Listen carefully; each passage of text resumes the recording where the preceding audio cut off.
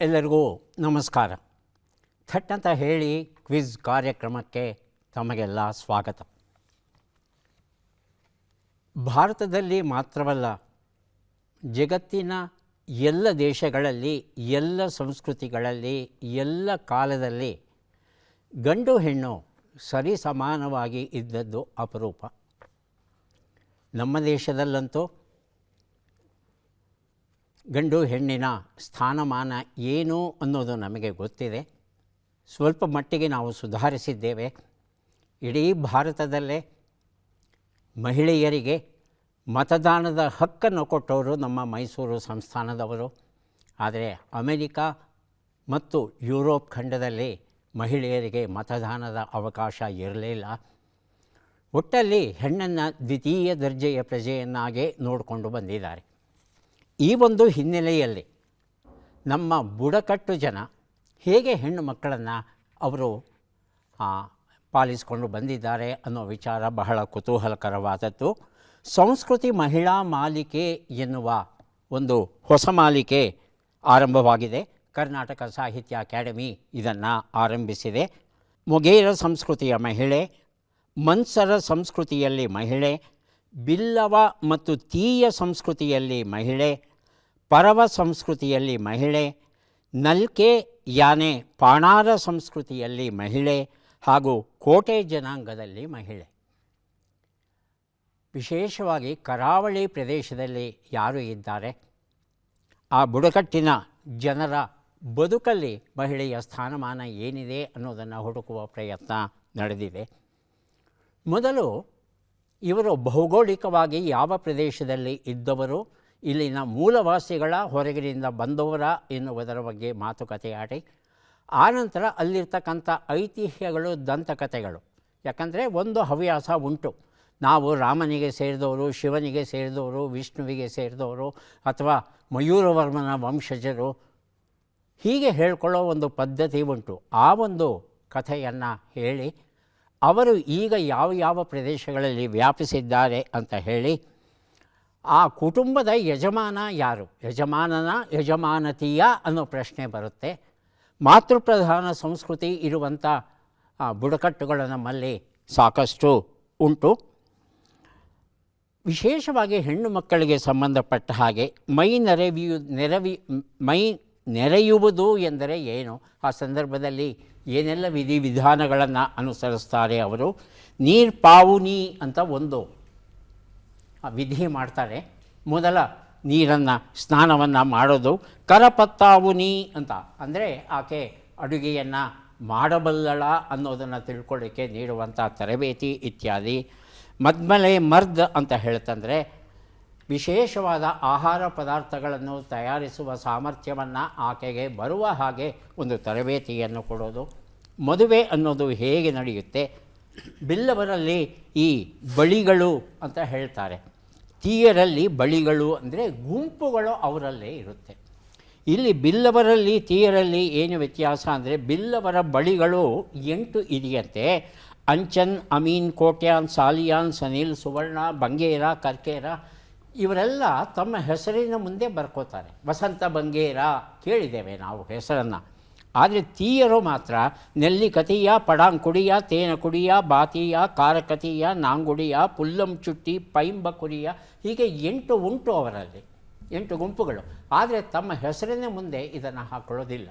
ಯಾಕೆ ಹೀಗೆ? ಅಕ್ಕಪಕ್ಕದಲ್ಲೇ ಇರ್ತಕ್ಕಂಥ ಜನ ಈ ರೀತಿ ಭಿನ್ನ ಒಂದು ಪದ್ಧತಿಯನ್ನು ಅನುಸರಿಸ್ತಾರೆ. ಅದರ ಬಗ್ಗೆ ವಿಶೇಷವಾದ ಕಾರಣಗಳು ಸಹ ಉಂಟು.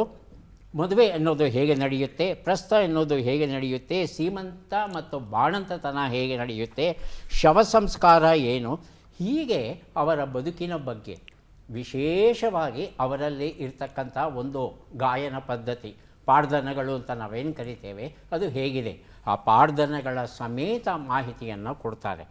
ಸಂಸ್ಕೃತಿ ಮಹಿಳಾ ಮಾಲಿಕೆ ಡಾಕ್ಟರ್ ಸಬಿಹಾ ಭೂಮಿಗೌಡ ಸಂಪಾದಿಸಿರುವ ಈ ಕೃತಿ ಹೆಣ್ಣು ಮಕ್ಕಳ ಒಂದು ವಿಶಿಷ್ಟ ಲೋಕವನ್ನು ನಮಗೆ ಪರಿಚಯ ಮಾಡಿಕೊಡ್ತಾ ಇದೆ.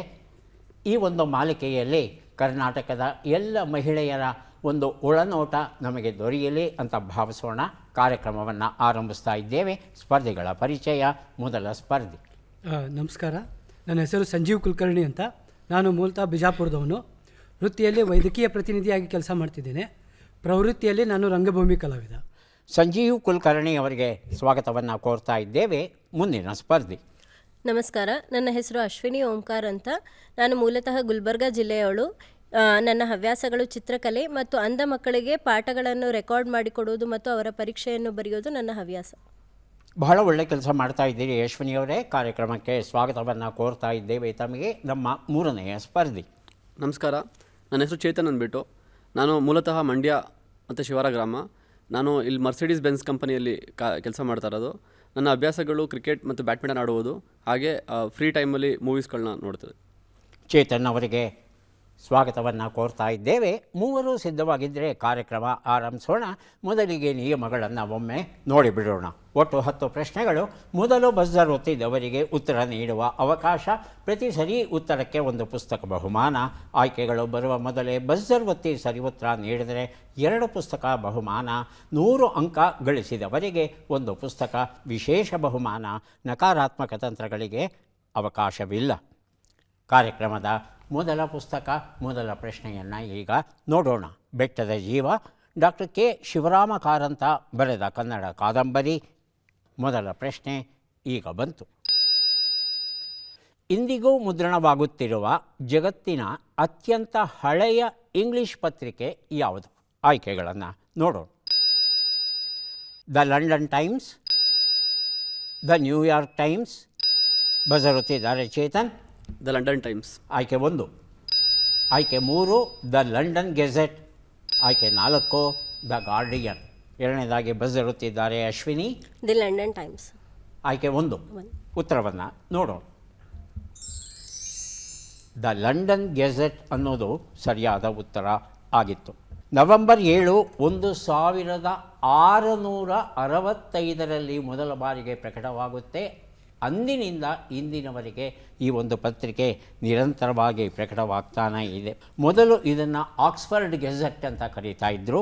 ಆನಂತರ ಫೆಬ್ರವರಿ 5, 1666ರಲ್ಲಿ ಮರುನಾಮಕರಣ ಮಾಡಿ ಲಂಡನ್ ಗೆಜೆಟ್ ಅಂತ ಕರೀತಾರೆ ಇದನ್ನು. ಇದು ಬ್ರಿಟಿಷ್ ಸರ್ಕಾರದ ಪರವಾಗಿ ಪ್ರಕಟ ಆಗ್ತಾ ಇರತಕ್ಕಂಥ ಪತ್ರಿಕೆ. ಹಾಗಾಗಿ ಸರ್ಕಾರ ತನ್ನ ಧೋರಣೆಗಳು ಏನಿದೆ ಅದನ್ನು ಈ ಪತ್ರಿಕೆಯ ಮೂಲಕ ಇವತ್ತಿಗೂ ಸಹ ಪ್ರಕಟಿಸ್ತಾ ಇದೆ. ಮುಂದಿನ ಪುಸ್ತಕ ಮತ್ತು ಪ್ರಶ್ನೆ ಜಾತಿ ವಿನಾಶ. ಡಾಕ್ಟರ್ BR ಅಂಬೇಡ್ಕರ್ ಅವರ ಬರೆದ ಆ್ಯನ್ಹಿಲೇಷನ್ ಆಫ್ ಕ್ಯಾಸ್ಟ್ ಎನ್ನುವ ಪುಸ್ತಕದ ಕನ್ನಡ ಅನುವಾದ ಪ್ರೊಫೆಸರ್ C. ಚಂದ್ರಪ್ಪ ಅವರಿಂದ. ನಮ್ಮ ಪ್ರಶ್ನೆ, ಭಾರತ್ ನೆಟ್ ಪ್ರಾಜೆಕ್ಟ್ ಯಾರಿಗೆ ಉಪಯುಕ್ತ? ಆಯ್ಕೆಗಳನ್ನು ನೋಡೋಣ. ಶಾಲಾ ವಿದ್ಯಾರ್ಥಿಗಳಿಗೆ,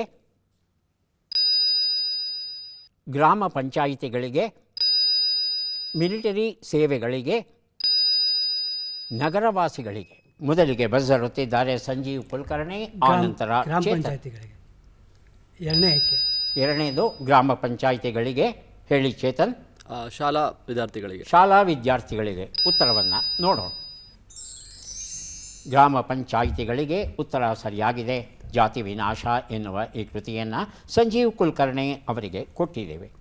ಈ ಭಾರತ್ ಪ್ರಾಜೆಕ್ಟ್ ಅನ್ನೋದನ್ನು 3 ಹಂತಗಳಲ್ಲಿ ಜಾರಿಗೆ ತರುವ ಪ್ರಯತ್ನ ಮಾಡ್ತಾ ಇದೆ.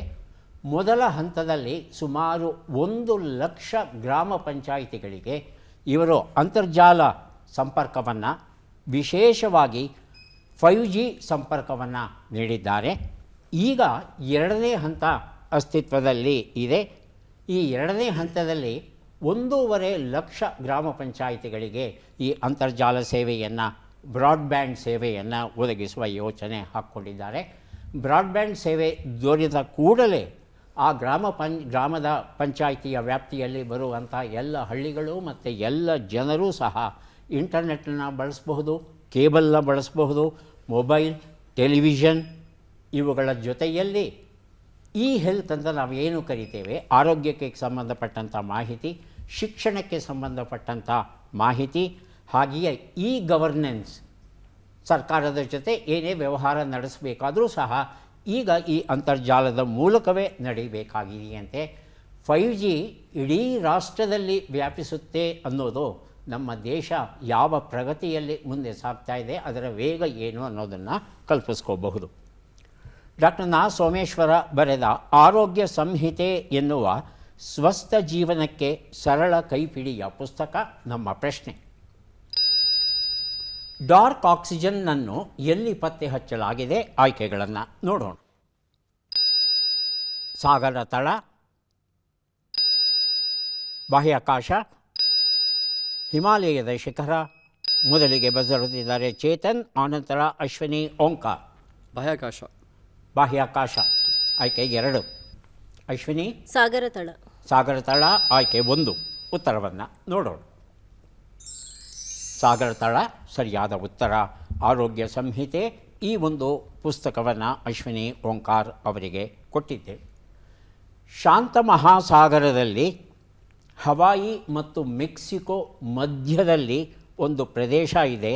ಅದನ್ನು ಕ್ಲಾರಿಯಾನ್ ಕ್ಲಿಪ್ಪರ್ಟನ್ ಝೋನ್ ಅಂತ ಕರೀತಾರೆ. ಅದು ಸುಮಾರು 5,000 ಮೀಟರ್ ಆಳವಾಗಿ ಆಳ ಸಮುದ್ರದಲ್ಲಿ ಇರುವಂಥ ಒಂದು ಪ್ರದೇಶ. ಅದು ಹೆಚ್ಚು ಕಡಿಮೆ 3 ಮೈಲಿಯ ಆಳದಲ್ಲಿದೆ ಅಂತ ಸರಳವಾಗಿ ನಾವು ತಿಳ್ಕೋಬಹುದು. ಅಲ್ಲಿ ಪಾಲಿಮೆಟಾಲಿಕ್ ನಾಡ್ಯೂಲ್ಸ್ ಅಂತ ಗಂಟುಗಳು ಸಿಗುತ್ತಂತೆ. ಆ ಗಂಟುಗಳಲ್ಲಿ ಪಾಲಿಮೆಟಾಲಿಕ್ ಅಂದರೆ ಬಹುಲೋಹಗಳು ಉಂಟು. ಅದರಲ್ಲಿ ಈ ಬಹುಲೋಹಗಳು ಇರೋ ಕಾರಣ ಒಂದು ಲೋಹ ಇನ್ನೊಂದು ಲೋಹ ಎರಡರ ನಡುವೆ ರಾಸಾಯನಿಕ ಕ್ರಿಯೆ ನಡೆದು ಆಕ್ಸಿಜನ್ ಉತ್ಪಾದನೆ ಆಗಬೇಕು. ಉತ್ಪಾದನೆ ಆಗಬೇಕಾದ್ರೆ ಅಲ್ಲಿರ್ತಕ್ಕಂಥ ನೀರಿನಲ್ಲೇ ಉತ್ಪಾದನೆ ಆಗಬೇಕು. ಅಂದರೆ ನೀರು H2O ವಿದಳನ ಆಗಿ ಆಕ್ಸಿಜನ್ ಹೊರಗಡೆ ಬರಬೇಕು. ಹಾಗೆ ಬರಬೇಕಾದ್ರೆ ವಿದ್ಯುತ್ ಬೇಕಾಗುತ್ತೆ. 3 ಮೈಲಿ ಕೆಳಗಡೆ ಯಾರು ವಿದ್ಯುತ್ತನ್ನು ಪೂರೈಸ್ತಾರೆ ಅಂದರೆ ಈ ಪಾಲಿಮೆಟಾಲಿಕ್ ನಾಡ್ಯೂಲ್ ಇದೆಯಲ್ಲ, 2 ಲೋಹಗಳ ನಡುವೆ ರಾಸಾಯನಿಕ ಕ್ರಿಯೆ ನಡೆದು ವಿದ್ಯುತ್ ಉತ್ಪಾದನೆ ಆಗುತ್ತಂತೆ. ಎಷ್ಟಪ್ಪ ಉತ್ಪಾದನೆ ಆಗುತ್ತೆ ಅಂತ ಹೇಳ್ತಂದರೆ ಅದು 0.95 ವೋಲ್ಟ್ಸ್ ಅಂತ ಹೇಳ್ತಾರೆ. ನಾವು ಬಳಸುವಂಥ ಪೆನ್ ಟಾರ್ಚ್ಗೆ ಬಳಸುವಂಥ ಬ್ಯಾಟ್ರಿ ಏನಿದೆ ಅದು 1.5 ವೋಲ್ಟ್.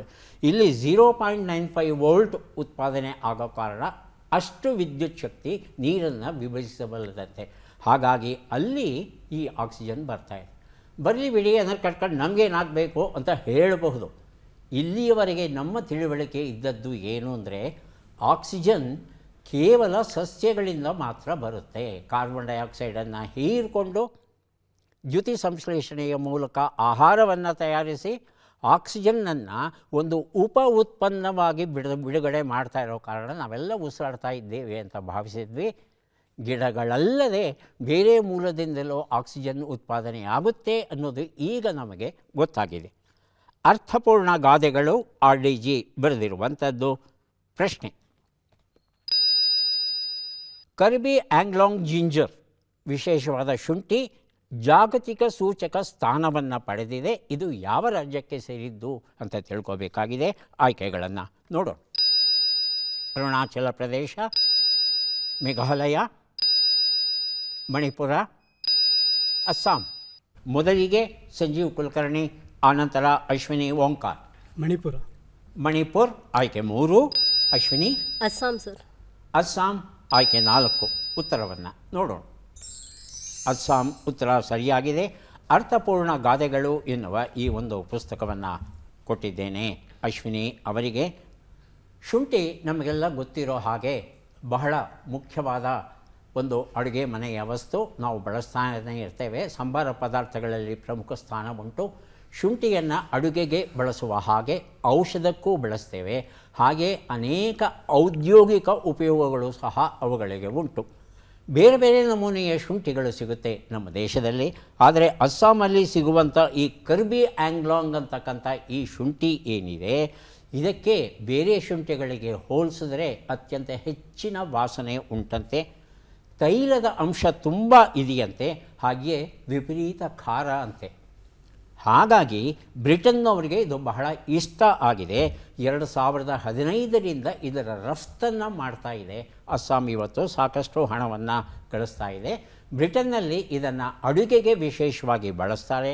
ಹಾಗೆಯೇ ಕೆಲವು ವಿಶೇಷ ಔಷಧಗಳನ್ನು ತಯಾರು ಮಾಡೋದಕ್ಕೆ ಈ ಒಂದು ಶುಂಠಿಯನ್ನು ಬಳಸ್ತಾ ಇದ್ದಾರಂತೆ. ಜಾಗತಿಕ ಸೂಚಕ ಸ್ಥಾನಮಾನ ದೊರೆತಿದೆ. ಇದು 10 ವರ್ಷಗಳವರೆಗೆ ಅಸ್ಸಾಂ ಹೆಸರಲ್ಲಿ ಇರುತ್ತೆ. ಮುಂದಿನ ಪುಸ್ತಕ ಕಿರಗೂರಿನ ಗಯ್ಯಾಳಿಗಳು ಎನ್ನುವ ಪೂರ್ಣಚಂದ್ರ ತೇಜಸ್ವಿ ಬರೆದಂಥ ಕೃತಿ. ನಮ್ಮ ಪ್ರಶ್ನೆ, ಬಿಟ್ಟಕ್ಷರಗಳನ್ನು ತುಂಬಿ. ಮೈ, ರಿ, ಶ್ಮೆ, ಸಿ, ಲು. ಬಜರುತ್ತಿದ್ದಾರೆ ಅಶ್ವಿನಿ ಓಂಕಾರ್, ಆನಂತರ ಸಂಜೀವ್ ಕುಲಕರ್ಣಿ.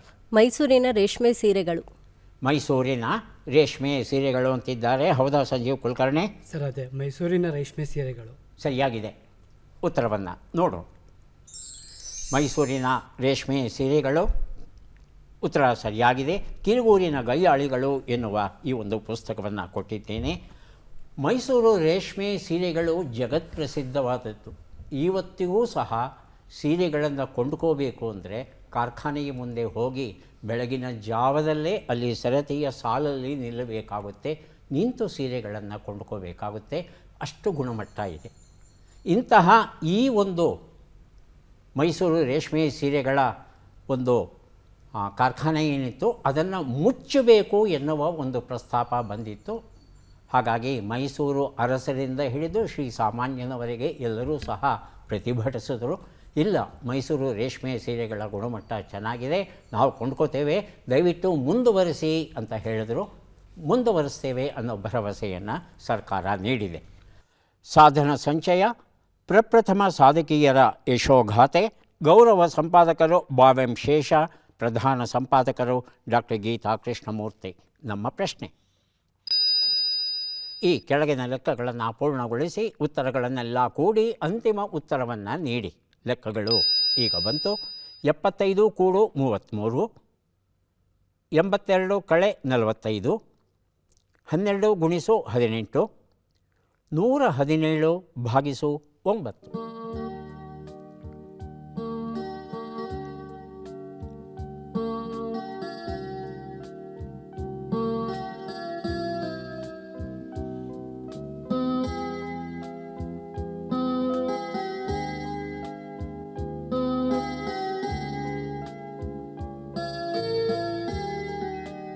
ಬಜರುತ್ತಿದ್ದಾರೆ ಅಶ್ವಿನಿ ಓಂಕಾರ್. ಅಂತಿಮ ಉತ್ತರ 340. 340. ಸಂಜೀವ್ ಕುಲಕರ್ಣಿ ಹಾಗೂ ಚೇತನ್ ಲೆಕ್ಕ ಪೂರ್ಣವಾಗಿದ್ದರೆ ಬಜರುತ್ತಿ ಉತ್ತರ ಕೊಡಿ. ಹೇಳಿ ಚೇತನ್. 341. 341. ಉತ್ತರಗಳನ್ನು ನೋಡ್ತಾ ಹೋಗೋಣ. ಒಂದು ಉತ್ತರ 108, 37, 216, 13 ಎಲ್ಲವನ್ನು ಕೂಡಿದ್ರೆ 374 ಬಂದಿದೆ. ಈ ಉತ್ತರವನ್ನು ಯಾರೂ ಕೊಟ್ಟಿಲ್ಲ. ಸಾಧನ ಸಂಚಯ ಈ ಒಂದು ಕೃತಿ ನನ್ನಲ್ಲೇ ಉಳಿತು. ಮುಂದಿನ ಪುಸ್ತಕ ಮತ್ತು ಪ್ರಶ್ನೆ ಕರುಣಾಳು ಬಾ ಬೆಳಕೆ ಭಾಗ 2, ಡಾಕ್ಟರ್ ಗುರುರಾಜ ಕರ್ಜಗಿ ಬರೆದಿರುವಂಥದ್ದು. ನಮ್ಮ ಪ್ರಶ್ನೆ, ಈ ಪದ್ಮ ಪುರಸ್ಕೃತರನ್ನು ಗುರುತಿಸಿ ಚಿತ್ರವನ್ನು ನೋಡೋಣ.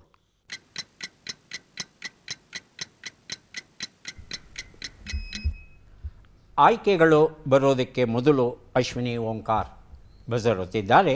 ಉತ್ತರ ಸರ್ ಅಚ್ಯುತಾನಂದನ್. ಅಚ್ಯುತನ್ ಅಂತಲ್ಲ, ಅಚ್ಯುತಾನಂದನ್. ನೋಡೋಣ. ಸಂಜೀವ್ ಕುಲಕರ್ಣಿ ಹಾಗೂ ಚೇತನ್ ಆಯ್ಕೆಗಳು ಬೇಕಾ? ಆಯ್ಕೆಗಳು: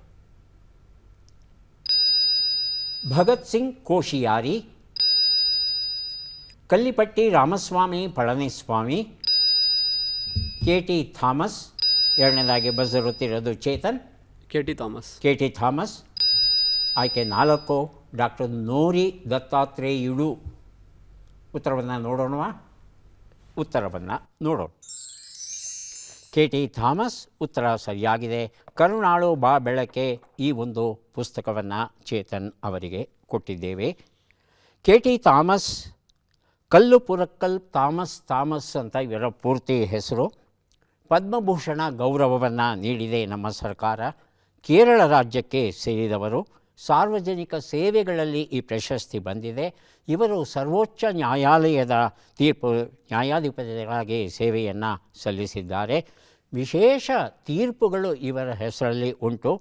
ಮಹಾತ್ಮ ಗಾಂಧಿಯ ಹತ್ಯೆಯಲ್ಲಿ RSSನ ಪಾತ್ರವಿಲ್ಲ ಅನ್ನೋ ಒಂದು ತೀರ್ಪನ್ನು ಇವರು ಕೊಟ್ಟಿದ್ದಾರೆ. ರಾಜೀವ್ ಗಾಂಧಿ ಹಂತಕರಿಗೆ ಮರಣದಂಡನೆಯನ್ನು ವಿಧಿಸಿದ್ದಾರೆ.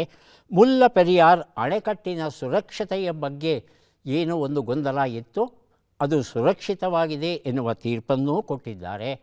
ಆದರೂ ಇವರು ಮರಣದಂಡನೆ ಅನ್ನೋದು ಇರಬಾರದು, ಇದು ಅಮಾನವೀಯ, ಇದನ್ನು ನಿಲ್ಲಿಸಬೇಕು ಅನ್ನೋ ಒಂದು ನಿಲುವನ್ನೂ ಸಹ ಇವರು ವ್ಯಕ್ತಪಡಿಸಿದ್ದಾರೆ. ಮುಂದಿನ ಪುಸ್ತಕ ಮತ್ತು ಪ್ರಶ್ನೆಯನ್ನು ನೋಡೋಣ. ಮಂಕುತಿಮ್ಮನ ಕಗ್ಗ ತಾತ್ಪರ್ಯ. ಶ್ರೀಕಾಂತ್ ತಾತ್ಪರ್ಯವನ್ನು ಬರೆದಿದ್ದಾರೆ. ಕಗ್ಗವನ್ನು ಬರೆದವರು ನಮಗೆಲ್ಲ ಗೊತ್ತಿರೋ ಹಾಗೆ DVG ಅವರು. ನಮ್ಮ ಪ್ರಶ್ನೆ, ಈ ಅಕ್ಷರಗಳನ್ನು ಸರಿಯಾಗಿ ಜೋಡಿಸಿ. ಅಕ್ಷರಗಳು: ಕ, ಆ, ಪ, ಯ, ರ, ರೋ, ನಿ, ಯ.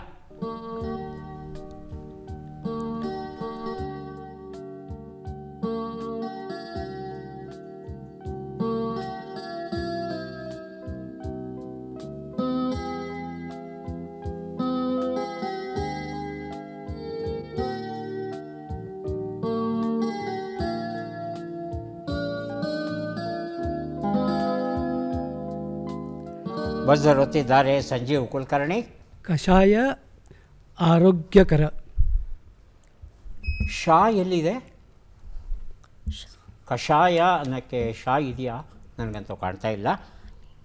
ಹಾಂ, ಹೇಳಿ ಅಶ್ವಿನಿ.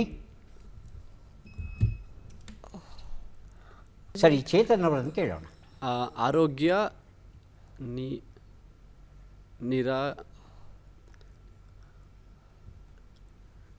ನಿರೋಪಕಾಯ. ಉತ್ತರವನ್ನು ನೋಡೋಣ. ಆರೋಗ್ಯಕರ ಪಾನೀಯ ಅನ್ನೋದು ಸರಿಯಾದ ಉತ್ತರ ಆಗಿತ್ತು. ಬೇಸಿಗೆ ಬರ್ತಾ ಇದೆಯಲ್ಲ, ಹಾಗಾಗಿ ಏನೇ ಪಾನೀಯ ತಗೊಂಡ್ರು ಸ್ವಚ್ಛತೆಗೆ, ಶುದ್ಧತೆಗೆ, ರುಚಿಗಿಂತ ಹೆಚ್ಚಾಗಿ ಸ್ವಾಸ್ಥ್ಯವನ್ನು ಗಮನದಲ್ಲಿಟ್ಟುಕೊಂಡು ಪಾನೀಯ ಸೇವನೆ ಮಾಡೋದು ಒಳ್ಳೆಯದು. ಈಗ 3 ಪುಸ್ತಕಗಳನ್ನು ಕೊಡುವಂಥ ಕ್ಷಣ ಬಂತು. ಪದಬಂಧ ಸುಳುಹುಗಳನ್ನು ನೋಡೋಣ. ಮೈಗಳ್ಳ, ಸೋಮಾರಿ, ಓರ್ವ ಋಷಿ, ತೆಂಗಿನ ಸೋಗೆ, ಮುತ್ತೈದೆ. ಬರೆದಿದ್ದಾರೆ ಚೇತನ್. ಒಂದು ಉತ್ತರ ಬೇಜವಾಬ್ದಾರಿ. ಬೇಜವಾಬ್ದಾರಿ ಅಂತ ಹೇಳ್ತಾ ಇದ್ದಾರೆ. 3 ಶಬ್ದ ಸಿಕ್ಕಿದೆಯಾ? ಇಲ್ಲ, ಒಂದು 3 ಶಬ್ದ ಬಹುಶಃ ಸಿಕ್ಕಿಲ್ಲ.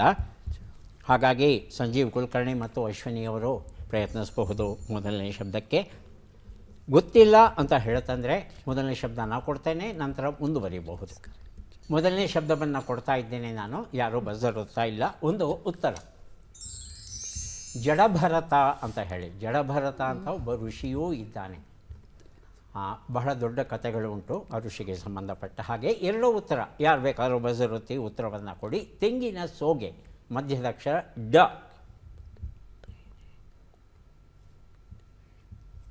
ಉತ್ತರವನ್ನು ನೋಡೋಣ.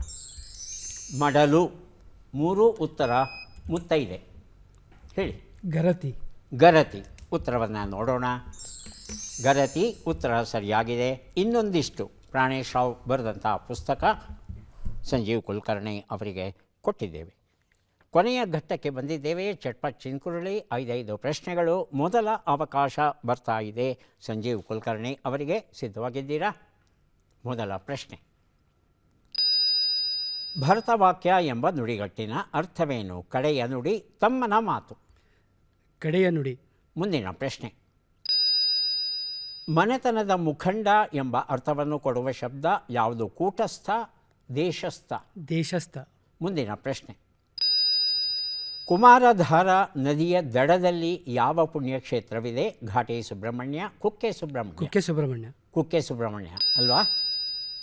ಮುಂದಿನ ಪ್ರಶ್ನೆ. ಈ ಗಾದೆಯನ್ನು ಪೂರ್ಣಗೊಳಿಸಿ. ಬಡಾಯಿ ಮಾತ್ರ. ಮುಂದಿನ ಪ್ರಶ್ನೆ. ಈ ಒಗಟನ್ನು ಬಿಡಿಸಿ. ಅಯ್ಯೋ ಬಾಬಾ, ಮೈಯೆಲ್ಲ ಬೂದಿ, ಕೈಯಾಗೆ ಚಕ್ರ, ತಲೆ ಮ್ಯಾಲೆ ಶಿಖರ. ಬೆಂಕಿ. ಬೆಂಕಿ. ಉತ್ತರವನ್ನು ನೋಡ್ತಾ ಹೋಗೋಣ. ಒಂದು ಉತ್ತರ ಭರತವಾಕ್ಯ, ಕಡೆಯ ನುಡಿ ಸರಿಯಾಗಿದೆ. 2 ಉತ್ತರ ಮನೆತನದ ಮುಖಂಡ, ಕೂಟಸ್ಥ ಅಂತ ಕರೀತಾರೆ. 3ನೇ ಪ್ರಶ್ನೆಗೆ ಉತ್ತರ ಕುಕ್ಕೆ ಸುಬ್ರಹ್ಮಣ್ಯ. ಉತ್ತರ ಸರಿಯಾಗಿದೆ. 4ನೇ ಪ್ರಶ್ನೆಗೆ ಉತ್ತರವನ್ನು ನೋಡೋಣ. ಬಡಾಯಿ ಮಾತ್ರ, ಕಡಾಯಿ ಗಾತ್ರ ಅನ್ನೋದು ಸರಿಯಾದ ರೂಪ. 5ನೇ ಪ್ರಶ್ನೆಗೆ ಉತ್ತರ ಹರಳು ಅಥವಾ ಔಟಲ ಗಿಡ, ಕ್ಯಾಸ್ಟರ್ ಪ್ಲ್ಯಾಂಟ್ ಅಂತ ಹೇಳ್ತೇವೆ. ರಿಸಿನಸ್ ಕಮ್ಯುನಿಸ್ ಅನ್ನೋದು ಸಹ ಇದರ ಮತ್ತೊಂದು ಹೆಸರು. ಎಷ್ಟು ಸರಿ ಉತ್ತರ ಕೊಟ್ಟು ಒಂದು ಕಡೆಯ ನುಡಿ ಕೊಟ್ಟಿದ್ದೀರಾ ಮತ್ತು ಕುಕ್ಕೆ ಸುಬ್ರಹ್ಮಣ್ಯ ಕೊಟ್ಟಿದ್ದೀರಾ. 2 ಪುಸ್ತಕಗಳನ್ನು ತಮಗೆ ಕೊಡ್ತಾ ಇದ್ದೇವೆ. ಅಶ್ವಿನಿ ಅವರು ಸಿದ್ಧವಾಗಿದ್ದರೆ ಪ್ರಶ್ನೆಗಳನ್ನು ಆರಂಭಿಸ್ತೇವೆ. ಮೊದಲ ಪ್ರಶ್ನೆ, ಭವರೋಗ ವೈದ್ಯ ಎಂಬ ನುಡಿಗಟ್ಟಿನ ಅರ್ಥವೇನು? ದೇವರು, ಸಾವು. ದೇವರು. ಮುಂದಿನ ಪ್ರಶ್ನೆ, ಸಾಗರ, ಸಮುದ್ರ ಎಂಬ ಅರ್ಥವನ್ನು ಕೊಡುವ ಶಬ್ದ ಯಾವುದು? ಕೂಬರ, ಕೂಪಾರ. ಕೂಪಾರ. ಮುಂದಿನ ಪ್ರಶ್ನೆ, ಧೂಮ್ರಾಕ್ಷ ಯಾರ ಮಂತ್ರಿಯಾಗಿದ್ದ? ರಾವಣ, ದುರ್ಯೋಧನ. ರಾವಣ. ಮುಂದಿನ ಪ್ರಶ್ನೆ, ಈ ಗಾದೆಯನ್ನು ಪೂರ್ಣಗೊಳಿಸಿ. ಬರೀ ಕೈಗಿಂತ. ಮುಂದಿನ ಪ್ರಶ್ನೆ, ಈ ಒಗಟನ್ನು ಬಿಡಿಸಿ. ಗಿಡ್ಡ ಗಿಡಕ ಗಿಣಿ ಮುಖರ ಯಾವ? ಮಾವಿನ ಹಣ್ಣು. ಗಿಡಕ ಅಂತ ಹೇಳಿದ್ದಾನೆ. ಗಿಡ. ಮಾವು ಗಿಡವಾಗಿರುವಾಗ ಕಾಯಿ ಬಿಡುತ್ತಾ ನಮ್ಗೆ ಗೊತ್ತಿಲ್ಲ. ಉತ್ತರಗಳನ್ನು ನೋಡ್ತಾ ಹೋಗೋಣ. 1 ಉತ್ತರ ಭವರೋಗ ವೈದ್ಯ, ದೇವರು ಉತ್ತರ ಸರಿಯಾಗಿದೆ. 2 ಉತ್ತರ ಕೂಪಾರ ಸರಿಯಾಗಿದೆ. 3ನೇ ಪ್ರಶ್ನೆಗೆ ಉತ್ತರ ರಾವಣ ಸರಿಯಾಗಿದೆ. 4ನೇ ಪ್ರಶ್ನೆಗೆ ಉತ್ತರ ಬರೀ ಕೈಗಿಂತ ಹಿತ್ತಾಳೆ ಕಡಗ ಲೇಸು ಸರಿಯಾದ ರೂಪ. 5ನೇ ಪ್ರಶ್ನೆಗೆ ಉತ್ತರ ಇದು ಹಸಿ ಮೆಣಸಿನಕಾಯಿಯ ವರ್ಣನೆ ಆಗಿತ್ತು. 3 ಪ್ರಶ್ನೆಗಳಿಗೆ ತಾವು ಸರಿ ಉತ್ತರ ಕೊಟ್ಟಿದ್ದೀರಿ. ಹಾಗಾಗಿ 3 ಪುಸ್ತಕಗಳನ್ನು ತಮಗೆ ಕೊಡ್ತಾ ಇದ್ದೇವೆ. ಈಗ ಅವಕಾಶ ಬರ್ತಾ ಇದೆ ಚೇತನ್ ಅವರಿಗೆ. ಸಿದ್ಧವಾಗಿದ್ದೀರಾ? ಮೊದಲ ಪ್ರಶ್ನೆ, ಭಾಜನವಾಗು ಎಂಬ ನುಡಿಗಟ್ಟಿನ ಅರ್ಥವೇನು? ಗುರಿಯಾಗು, ಸಾಲವನ್ನು ಹಂಚಿಕೋ. ಗುರಿಯಾಗು. ಗುರಿಯಾಗು. ಮುಂದಿನ ಪ್ರಶ್ನೆ, ಬೆನ್ನು ಬಾಗಿರುವಿಕೆ ಎಂಬ ಅರ್ಥವನ್ನು ಕೊಡುವ ಶಬ್ದ ಯಾವುದು? ಕೂನು, ಕೂಪ. ಕೂನು. ಕೂನು. ಮುಂದಿನ ಪ್ರಶ್ನೆ, ಮಹಾಭಾರತದಲ್ಲಿ ಅಂಬಿಕೆಯ ವೈಚಿತ್ರವೀರ್ಯ, ಪ್ರಜ್ಞಾಚಕ್ಷು, ಅಜಮೀಢ ಇವು ಯಾರ ಹೆಸರಾಗಿದ್ದವು? ಪಾಂಡು, ಧೃತರಾಷ್ಟ್ರ. ಧೃತರಾಷ್ಟ್ರ. ಮುಂದಿನ ಪ್ರಶ್ನೆ, ಬರೀ ಬಡಾಯಿಯಲ್ಲೇ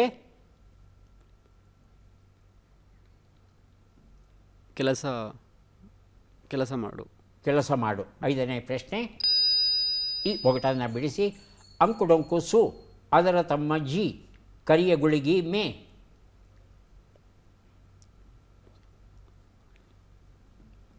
ಉತ್ತರವನ್ನು ನೋಡ್ತಾ ಹೋಗೋಣ. 1 ಉತ್ತರ ಭಾಜನವಾಗು, ಗುರಿಯಾಗು ಸರಿಯಾಗಿದೆ. 2ನೇ ಪ್ರಶ್ನೆಗೆ ಉತ್ತರವನ್ನು ನೋಡೋಣ.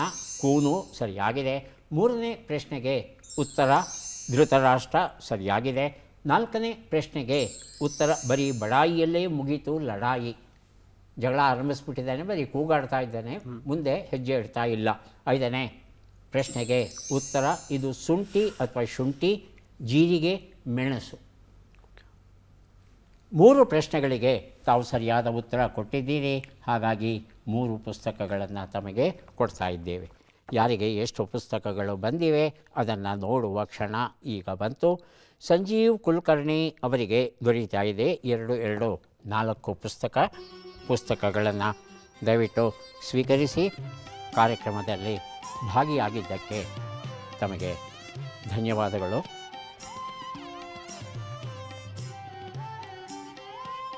ಅಶ್ವಿನಿ ಓಂಕಾರ್ ಅವರಿಗೆ 6 ಪುಸ್ತಕ ದೊರೀತಾ ಇದೆ, ಸ್ವೀಕರಿಸಿ. ಅಭಿನಂದನೆಗಳು. ಚೇತನ್ ಅವರಿಗೆ 3, 1, 4 ಪುಸ್ತಕ ತಮಗೆ ದೊರೆತಿದೆ, ಅಭಿನಂದನೆಗಳು.